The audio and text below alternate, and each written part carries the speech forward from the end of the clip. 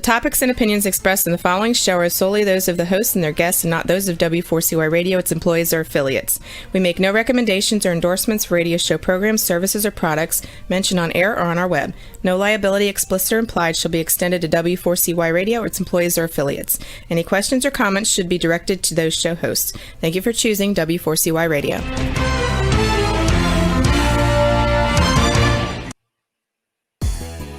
Welcome back, everyone, to the Geeks, Geezers, and Googlization Show, the home of Googlization Nation, where we talk with HR and business thought leaders about the crazy shift going on in the world of business, technology, and HR. Here's your host, Ira Wolfe.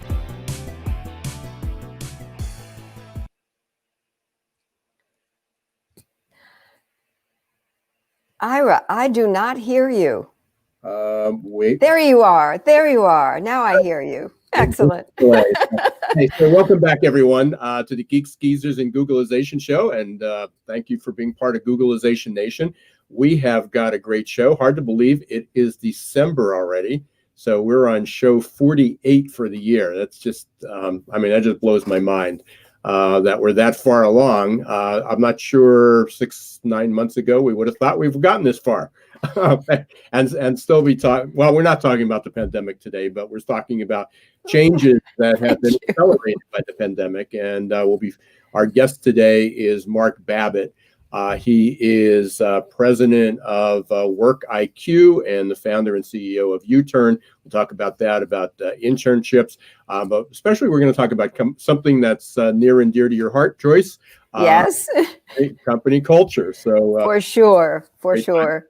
Just a little earlier today, right before I go on the show, I'm always doing a lot of reading and there's a lot of things. This morning, it turns out we were both on this masterclass for AQAI, and we heard from Nancy Watt, who, by the way, I was about to tell you, Nancy, who does a lot of improv, and I met her through the AQI, the Adaptability Quotient community, will be our guest on February 10th. Oh, so that's wonderful. Yeah, so we've got a great lineup of people coming up. I think we're scheduled through about mid-February, and we got a bunch of other people that need to get scheduled. So that'll be a lot of fun. But we were on this AQI talking about how to use improv, the importance of adaptability. She's just a wealth of knowledge and learning about everything. But right before that, I was doing some reading, and I caught this quote. It was just a statement. Yeah. In an old book I had, and it says, "Managing change is everyone's job." For sure, it is. In the past, when this was written, and it's actually probably a 20-year-old book, I think they were talking about how do we get people involved in change in a culture. But now it's really from an individual basis.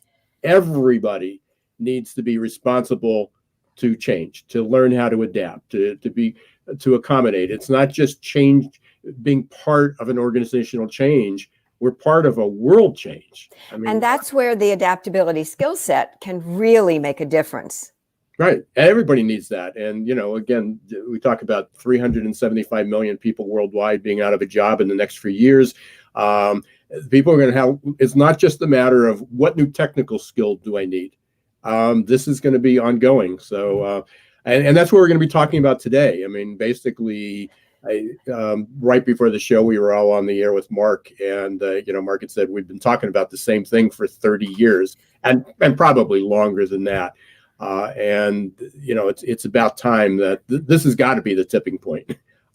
We've been talking about it, but really with different words and from slightly different perspectives.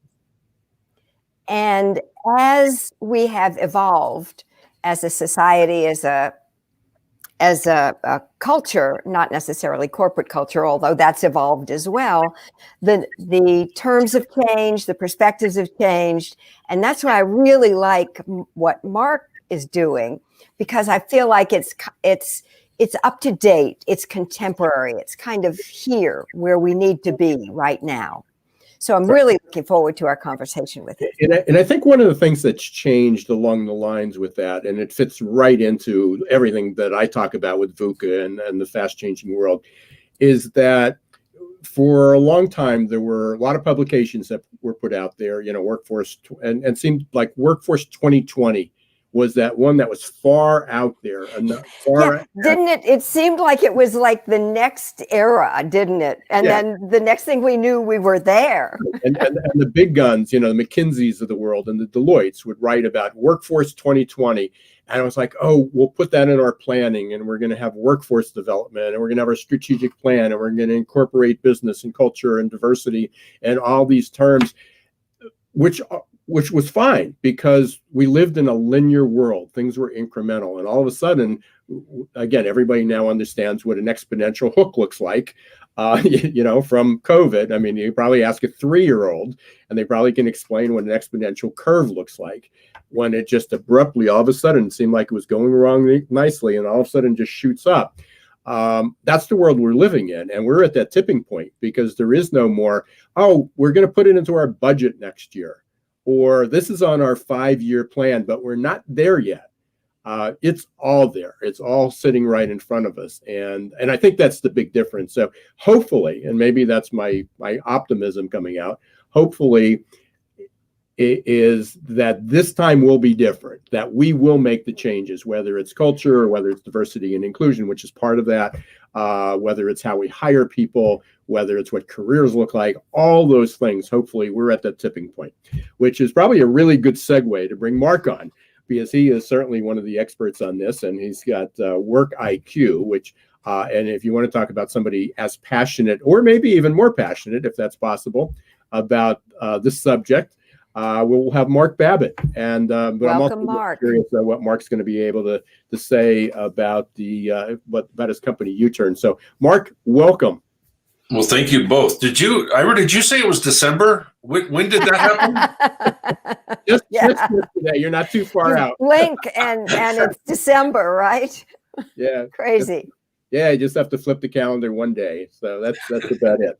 So Mark, we talked, a lot of things we talked 2 years, well, it's a year and a half ago, which seems like a decade ago. My talk at SHRM was keeping the H in HR. And at that time, it was mostly, I think people came to my session thinking that I was going to tell them technology is bad, get technology out of here. We just need to do everything by humans again. Because I think a lot of people were disappointed that that's not what you did, right?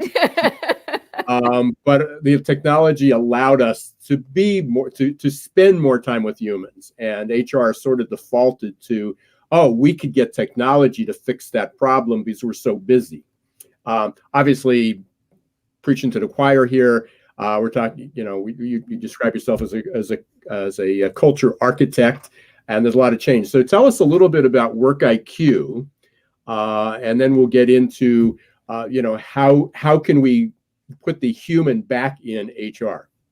So WorkIQ, Ira and Joyce, was built out of frustration, I guess you would say. And Joyce, early in the show, you mentioned that we're using different words, different nomenclature, different nouns to try and move the needle after decades of talking about company culture and workplace fulfillment and so-called employee engagement, which we spent billions of dollars on over the last 3 decades, and we haven't moved the needle one little bit. Right? So we developed a term, workplace intelligence, and it's very simple. What emotional intelligence is to an individual, workplace intelligence is to a work team or to an executive team.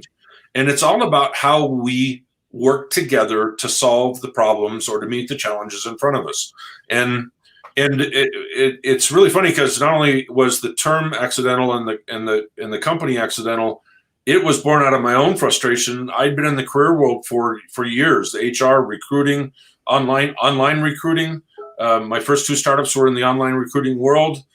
And we would find young people these amazing jobs only for them to go to the companies and go, my dream job's kind of a nightmare. This place sucks. And I don't know how to make it better. And so from that frustration, we started really diving into something that I am incredibly passionate about, is what's it like to go to work today? How does it feel when we close that car door, we get off the train and we look up and there's the business, and our shoulders slump. We just go, oh crap, I'm back at work.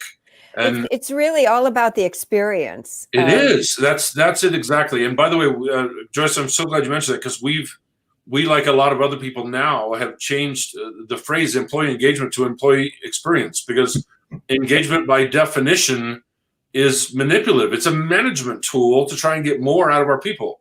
It isn't a mutually beneficial arrangement, where employee experience is all about the employee and how they feel when they slam that door, or at the end of the day when they walk back to the car and go, oh, I'm so glad the day's over. Or do they say, my God, I love it here. I love my work.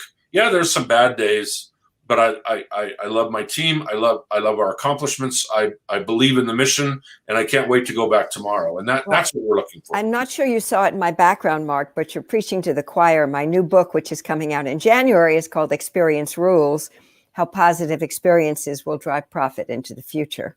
See, perfect. And so well timed as we maybe finally possibly come out of our pandemic world. You know, this is the time, and Ira, you touched on this is the time for rebirth. This is let's not go back to the last normal. It kind of sucked. Let's define the new normal. Well, if you've been looking at any of my work, Mark, you know that I define what we're in now as normal 2.0, because it's an evolution of normal. We're not going back to anything. We're going forward. And then post-pandemic, we'll be in normal 3.0.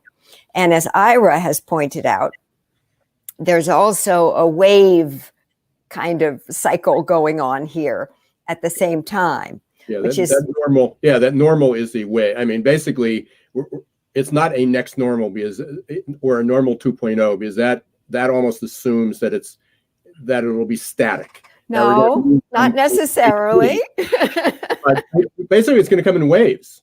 I mean, this is going to be a series of waves. We're going to ride the crest, and then it's going to go down. It's going to ride the crest, and we'll have a series of normal. But we can debate that. That's one of my things I've been sort of figuring out. What's the right way to describe the next stage? You know, normal, next normal, future next. A wave describes it pretty well, actually. And I hadn't thought about that until Joyce, you mentioned it. But between waves, there's this calm moment where we might take things for granted, and we might be tempted to go, oh, thank goodness the pandemic's over. Let's just go back to work as it used to be. And then you turn around and here's this big wave about to just smash the you-know-what out of you because you weren't prepared. Yeah. And that's what we're trying to do. Like you two, that's what we're trying to encourage employers, leaders to do now. Get prepared for that next wave, as you call it. Get out in front of it and enjoy the ride rather than just fight this thing that you can't possibly stop. The wave is coming, and we got to be ready. Yeah. I have a question for you, Mark. Because there are like 6 or 7 things that you have, elements that are part of workplace intelligence. What is the meaning for you of social intelligence? So social intelligence is a phrase we used in my first book, World Gone Social. It is a corporation's ability to align their existing culture in reality to what they're saying online. And we all know there's a million examples out there, the Wells Fargos, the Volkswagens. They project an image online in their commercials, in their board meetings, but then what you get in reality isn't exactly there. So social intelligence is us owning what we are now and knowing that it may not be perfect, but we are working toward that, right? And part of it too is, you look at, say, Wendy's, right? Wendy's on Twitter is now famous for their snarky, sarcastic tweets and their rivalries with their competitors, and it's just fun, right? And it turns out that's what it's like to work there, unless you're the guy putting fries in the fryer for the 100th time that day.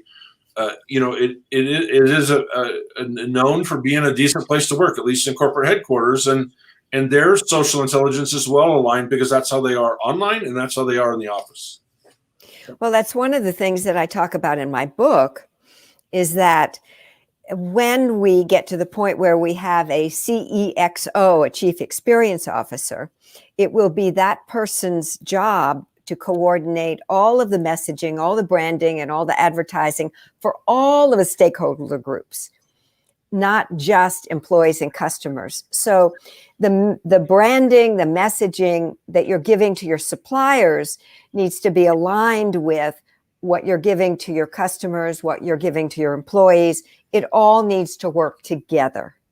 Well, it sure does. And Joyce, if you don't mind me saying, that person's job, and I wish we had this at 1600 Pennsylvania Avenue over the last 4 years, is to look at the leader and go, your brand is not matching up with your promises right now, and maybe we should present the facts, and God bless a CEO or the Chief Experience Officer who can listen to that input and adapt accordingly, and that's what's in short supply. We're so busy being what we want to be that we're not getting better at what we want to be. Yeah, I have one more question for you, if that's okay, Ira, and then you can ask whatever you want, because I'm really, really curious about this. And that is, what do you see, Mark, is the greatest shortcoming of today's workplace? Leadership. That's Period. what I think too. One word. That's it. It's we have lost our American spirit of leadership. And I don't want to sound like I should have a flag behind me, but there's something to be said for that stick-to-itiveness, the character, the drive, the roll up your sleeves, right? And now we're all wearing $6,000 suits and showing up to work in a limo, and that's our idea of an executive. And well, Ira, you know me, I had to put a collared shirt on just for the show. So, but that's what's missing is we've lost our way. We've lost our moral compass in a lot of ways, which means we've lost our way as leaders. And that above everything else, that's my life mission is to convince leaders that they must model the values that they espouse. They have to be the coach, the mentor, the sheriff at times, saying, no, that is not aligned with our company values. It doesn't align with my values. And here, that's not rewarded. Matter of fact, it's not even tolerated. And we've lost that. We're all about results now. And again, from the political spectrum to the broadcast news spectrum, it's all about results. It's not about character anymore. So let me give you this. Thanks for the key up. Basically, that's my job, Ira. You both positioned there. Last night, I think Joyce, I don't know if you and I talked about this when we spoke a couple weeks ago, but I'm actually teaching a graduate class in organizational change, and last night was our class, and we had a guest speaker on. His name is Ross Bourne. He's CEO of an almost 100-year-old confectionery of a candy company. Have you ever seen the Peeps? Yes. Peeps, right. Yeah. They make Peeps. Yeah. They make Ike and Mike's candy.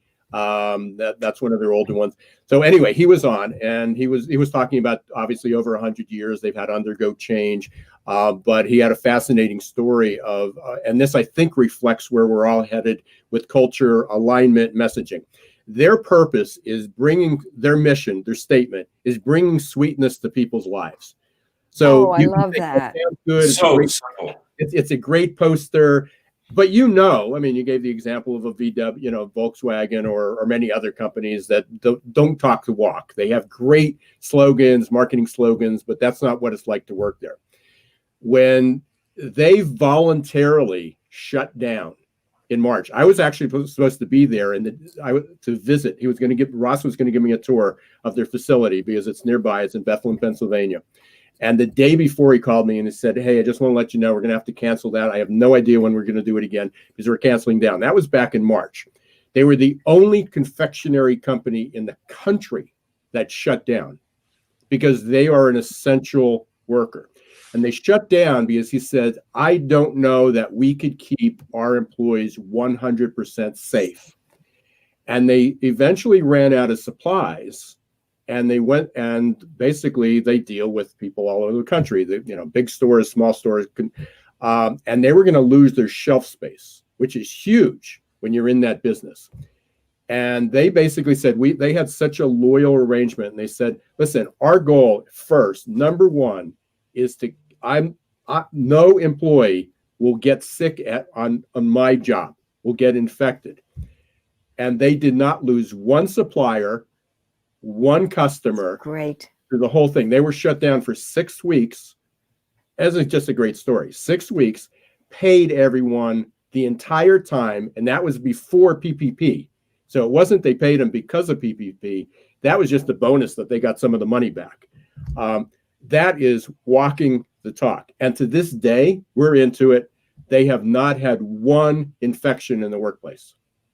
See, Ira, that's putting good first. That's leadership, and yes, and Mark, wouldn't you agree that that's how you get a loyal workforce and loyal supply chain and loyal customers? Yes, well, exactly. And not only a loyal workforce, but look at the positive benefits that have been proven over and over again from having a loyal workforce: retention, employee referrals, productivity, engagement, or experience. Right? There's all these business objectives tied to good leadership and to the loyalty that comes from good leadership.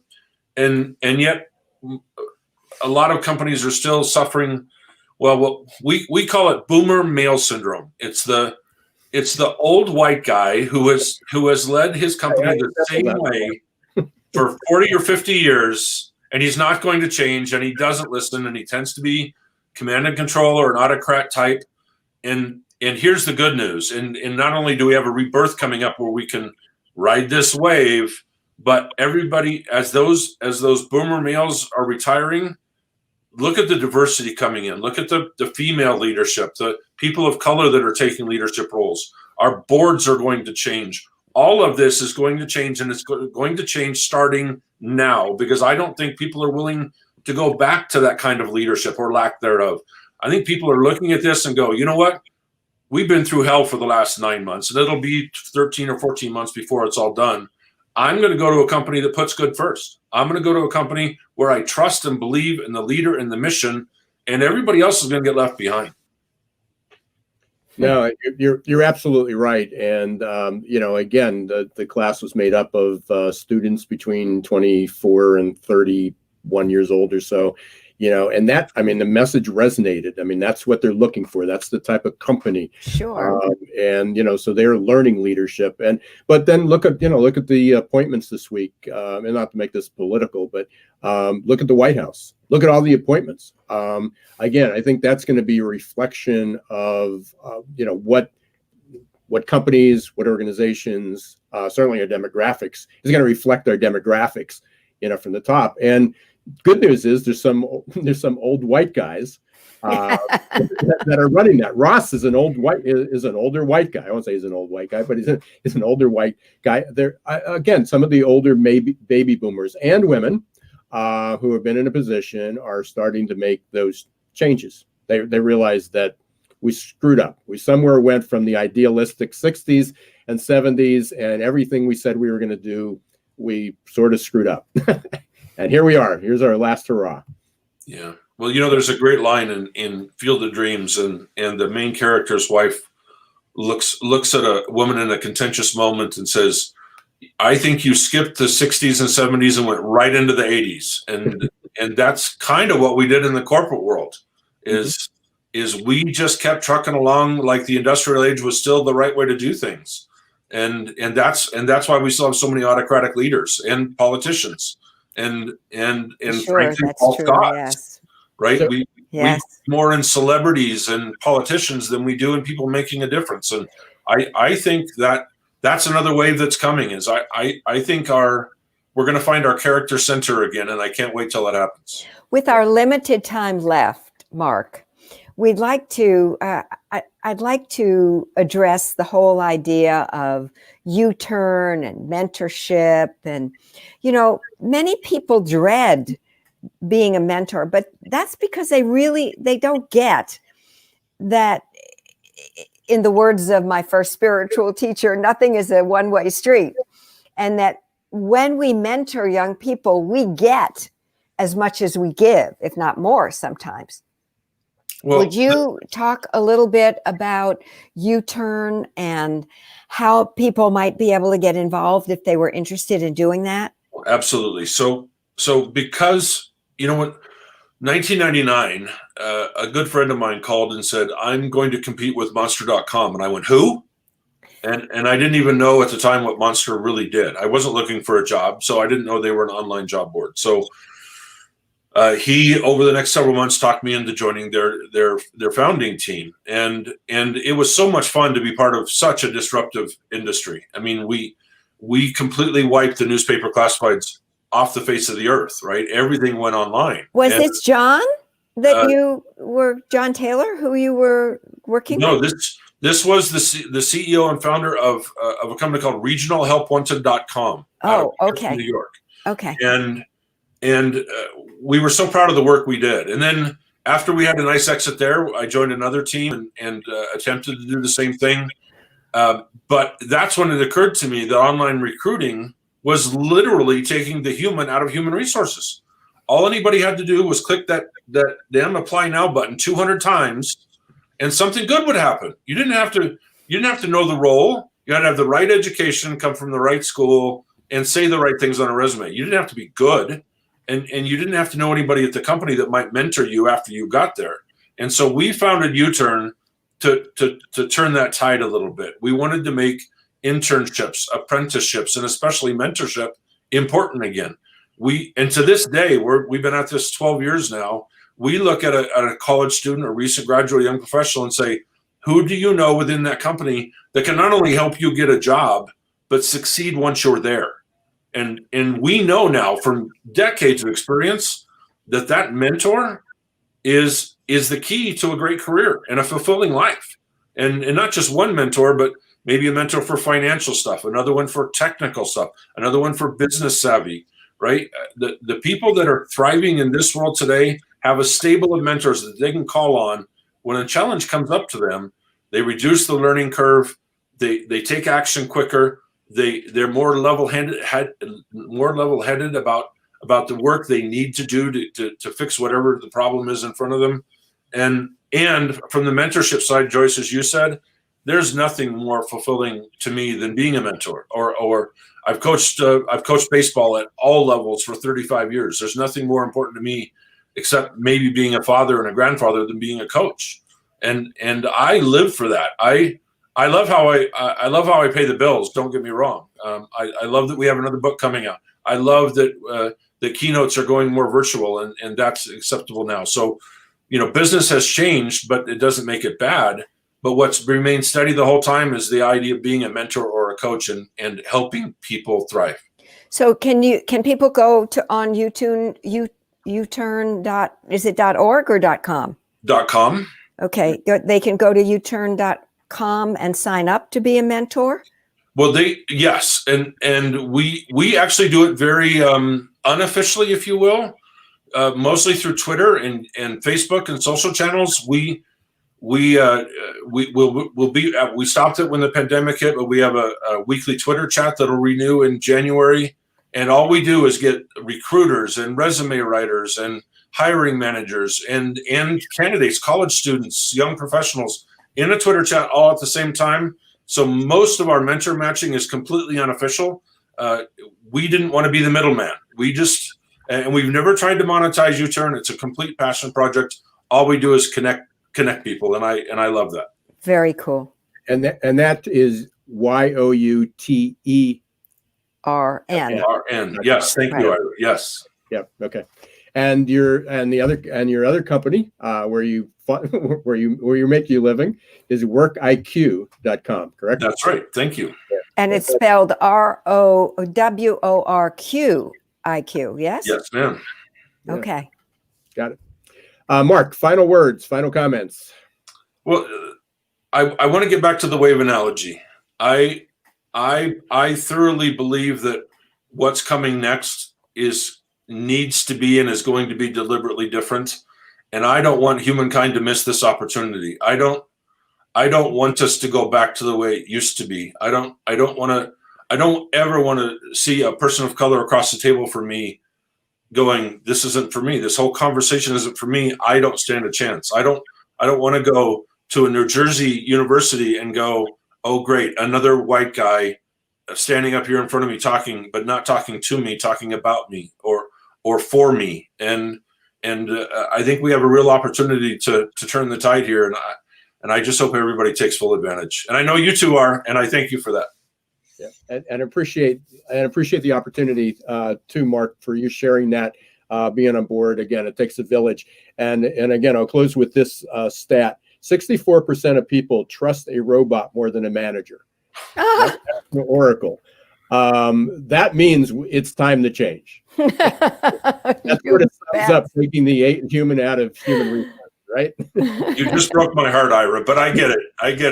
It's a really interesting study. It's by Oracle. Just go and look up that stat, and I'll make sure it's in our write up for the podcast. But it was worse than that. I think it was 82 or 84% of employees would rather trust a robot to discuss their well-being than talk to a manager.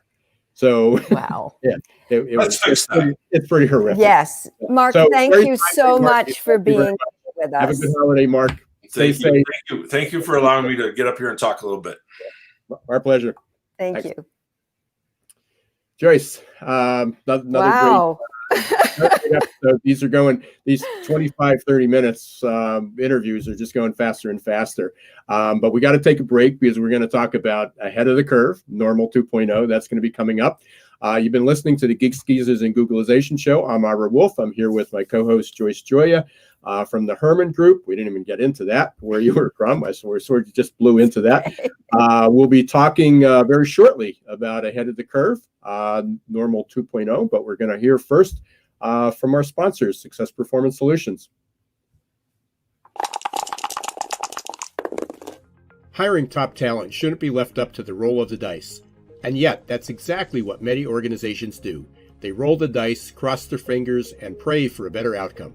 Hiring the right employees the first time is much too important and way too costly to leave to a game of chance. Your employees and your customers deserve better. For 25 years, Success Performance Solution has been helping small and medium-sized businesses hire smarter. They offer pre-employment and leadership assessments from typing and data entry to C-suite competence. Whether it's production, sales, healthcare, call centers, or management, Success Performance Solutions can help. Visit their website at www.successperformancesolutions.com to schedule a free demo or call 800-803-4303. A lot of you might be feeling like you're standing in deep shift. But do you know what grows and rises out of deep shift? Opportunity. To successfully navigate the shift to the new normal, each of us must learn to rapidly adapt to the speed of change. Some of us are hardwired for this. Others, not so much. That's where Success Performance Solutions can help. Success Performance Solutions is now your AQ headquarters. Whether you are personally struggling with the next chapter in your career or wondering how ready your team is for fast, disruptive change, our AQ assessment and coaching will provide you a detailed, scientifically backed roadmap to guide you into the new normal. Optimize your adaptability today. Contact Success Performance Solutions about evaluating your team's change readiness or joining our upcoming AQ Masterclass. Visit successperformancesolutions.com or call us at 800-803-4303.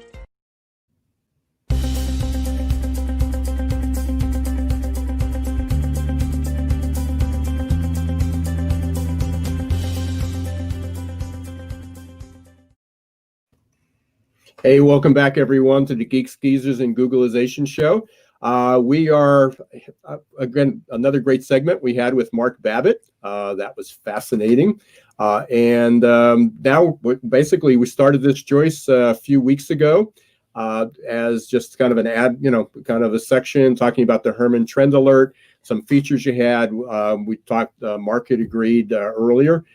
We all agreed earlier, but Mark brought it out that the number one, the one thing that's lacking today is leadership. And we kicked off this segment a few weeks ago with Leadership 2.0. Last week we had an interesting about hospitality or hotel hacks. Right. And this week I wanted to talk about the value of thinking like a futurist. Okay, super. Before we get there, and just so we don't run out of time, I want to bring up a couple things. Sure. One is for the rest of the year, we got 2 great speakers next week, or guests. Next week, we have Alan Ballou from ITR Economics. I had to look up the statistic just to make sure it was still real, especially after this year. He and his brother have been in partnership. They have an economics firm, super speakers. Alan's been a frequent guest of ours, and he's going to talk about what to look forward to. What's the dynamics? But his firm, since 1985, has had a 94.7% accuracy rate, predicting 1 year out. And if you go up to their website, which is ITR Economics, if you look at their website and they show you where it was, they haven't done 2020 yet because it's not over.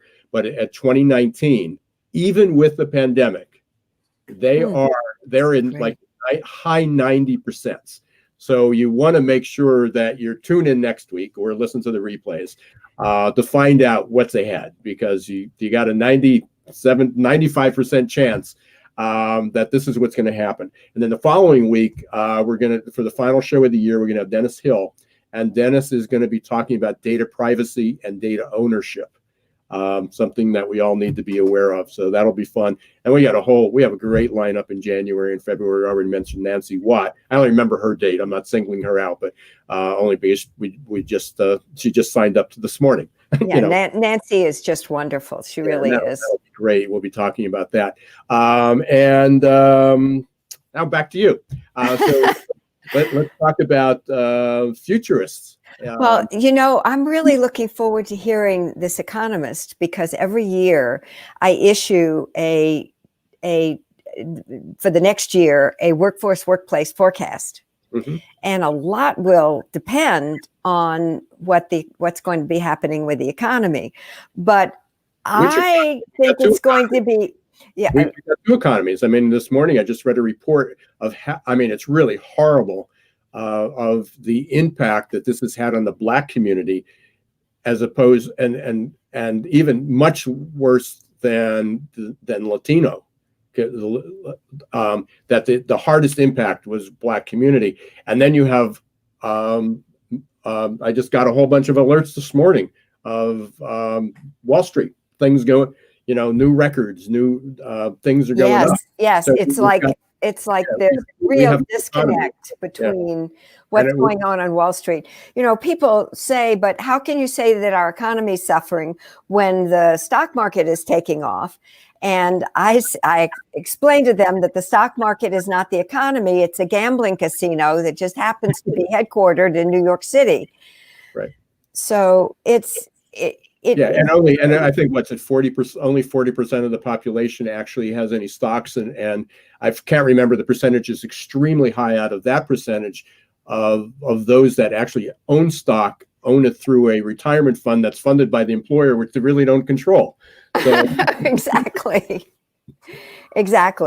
So, and I think that a lot is going to depend on this election that's going to happen in Georgia. And the reason is that, and I'm supposed to be talking in January on the very day of the election to the Northern California Institute of Management Consultants folks. And we're going to be doing some scenario planning. And I'm looking at what happens if that election goes one way, what happens if that election goes the other way. It's going to make a difference, because if the folks in Georgia don't get elected, the Democrats don't get elected, then there will be no will in the Senate to put more money into the economy. And the people who are not doing well will continue to do worse and do worse. So anyway, so let's get back to the value of thinking like a futurist. Well, I think that's a great segue. Yeah, it is. It is. And what is the value? What is the reason that I became a futurist? I became a futurist because what I discovered was back in the late 70s, early 80s, I was the publisher of The Complete Buyer's Guide to Stereo Hi-Fi Equipment. And my clients my advertisers were the president and CEOs of the Japanese hi-fi companies that were in the United States and were really doing quite well. They were thriving. And what I discovered is that I could do all the research and really analyze things. And if I came to them with intel, with information that they couldn't get, kind of inside information that I had gleaned from just doing the work, that made me a very special person to them. And taking it the step further, the reason that it made me a very special person to them is that they were then able to do three things based on what I was sharing with them. First, they were able to reduce risk.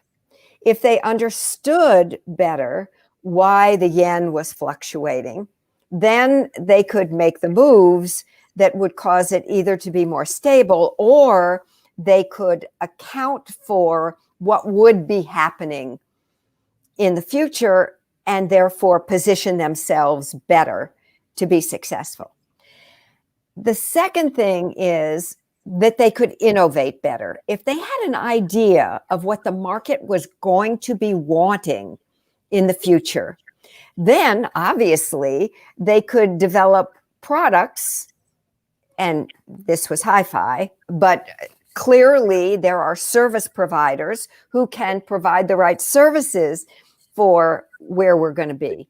Now, I mean, just think about this pandemic, right? We may have another wave next year, and it may not be this virus. It may be another one. It may be we'll have a wave of something. It may be a different infection. Again, I'm always looking for examples for my students as well. I just, again, right before this went on, Wall Street Journal article, UPS is starting to limit the deliveries for the Gap, Nike, and a whole bunch of other vendors because they don't have the capacity and they were overtaxing the system. So here you have Gap and Nike and retailers are saying, okay, we're going to salvage the year and we're going to get this out. And the delivery system, another wave of change, says, right? Nope. No, we're gonna stop that. So one of the key skills that I'm sharing with my clients is that they're going to need to be able to ramp up and ramp down quickly in the just a whole new meeting. I'm sorry, what will just happen? in time. Just in time, we'll have a whole new meeting. Yes. And the third thing is that when we have a sense for what's coming, we will be able to invest our resources better. Here's case in point. Should UPS consider bringing on more trucks, hiring more people, or will this just be a temporary thing? It's, like seasonal, and will everything drop off when we hit January? Frankly, I don't think so, but we'll see. I don't. Yeah, go ahead. If we take this back to the workforce, okay, we got a lot of people. This is what the workforce is going to be. How do we ebb and flow? Before it was we needed full-time people, part-time people, or temporary people. We had three categories, and that was it. But if we have shared workers, hey, we need them in delivery in November and December. Right. But then, they get laid off and they go on unemployment, and that's the system. And then they go look for another job. Is someone else in the spring, in January, February, and March, might need those employees. Yes. And we're still stuck in this mindset that we have a full-time job, a part-time job, a temporary job, or a gig environment. We can go to a staffing firm and hire these people. And it's all of those at one time. You can be full-time and maybe work for 4 companies. Yes. And back in 1998, my late partner, Roger Herman, and I wrote a book called Lean and Meaningful, a new culture for corporate America. Are you prepared for the future? You probably got a copy. I probably sent you a copy back then. And the Adaptables, right? No, that was Turbulence. That was a different book. There were 11 books, so you're forgiven. And in this, we had a chapter called The Corporation of the Future. And we talked about the design of the corporation of the future. And it would have a nucleus of admin people. And to this nucleus within this cell, as it moved constantly to bob and weave to take advantage of what was going on with markets and with the availability of people, that groups of workers would be attracted to this organization, and they would work with the organization just for as long as it made sense for everybody. And then they would come off and a new group of people would come on. And that could be individuals, that could be dyads, triads. You know, it doesn't have to be just groups of people, but the idea is that the contingent workforce is here to stay. And that's exactly what you were talking about. Yeah, no, absolutely. And but again, people just have identified contingent workforce. That means that we can go to Upwork or we can have, again, the gig economy. We name all these different things. But there is no reason that one employee, one worker can't have an allegiance, have a loyalty to 4 different companies simultaneously. And those 4 companies figure out, well, we can't hire them because we need them the same time. We'll figure it out. What's the ebb and flow? It's very rare that 2 companies, unless they're in the same industry, in the same location, and selling the same product, will need people at the same time, all the time. So what you're forecasting, my friend, is a consortium of organizations that know that they will at different times need folks with a certain skill set, and they get together, just like the whole concept of Street Fighter marketing. But this is using an employee population that is the same across all of these different organizations. And they would get together and they would say, okay, how can we work our schedule around these the needs of our other consortium partners, so that we can use these people's talents and abilities and optimize them and make sure that these people have a consistency of income and work. Great idea. It's the counterpart to Upwork. Upwork is the labor market, and you can go there and you can hire people for the project you need. The problem is companies haven't changed the way they hired. Now that's just another staffing. So now the companies need to create the Upwork or their version to meet what the demand is, what the supply is. So, really interesting idea. And I'm going to start talking about it when I do my future of work presentations. Great idea. Super. Unfortunately, we're like wrapping up the show already. This is like nuts. It always goes so fast, doesn't it? Yeah, absolutely. Just a couple quick announcements. Again, you definitely want to be around next week when Alan Ballou, ITR Economics, if anybody that's with a 95% accuracy rate on what's happening with the economy, you got to listen to that. So Alan will be with us next week. Joyce, you of course will be back. And then we got our special guest, as Mike Spermuli, who was co-hosting with me for a little bit. He's coming on next week. We're going to start a new segment on doing tech. Couple tips. Great. I can't wait to interview Mike. Yeah, the tables are going to turn, right? Yeah, the gadget guy. He's our gadget guy. So we're going to be talking about that. Don't forget to download my book my ebook when the shift hits your plan. You can go to when your shift hits your plan.com. And people can sign up for my Herman Trend Alert. And the Herman Trend Alert, right? www.hermantrendelert.com. Yeah, that'll probably scroll across the bottom shortly. Yeah, the newsletter. And I think that's pretty much a wrap. So again, thank everyone, Googlization Nation, everyone for listening to Geeks, Geezers, and Googlization. Really appreciate you being here. Thank you, Mark Babbitt, for being a guest. Thank you, Joyce, for joining me again. Thank you, Ira. And if you missed the show, you can always get it on YouTube, Facebook, or you can listen to it on your favorite podcast or on Apple, Amazon, Spotify, iHeart, you name it. We're there. Stay safe. Until next week, don't let the shift hit your plan.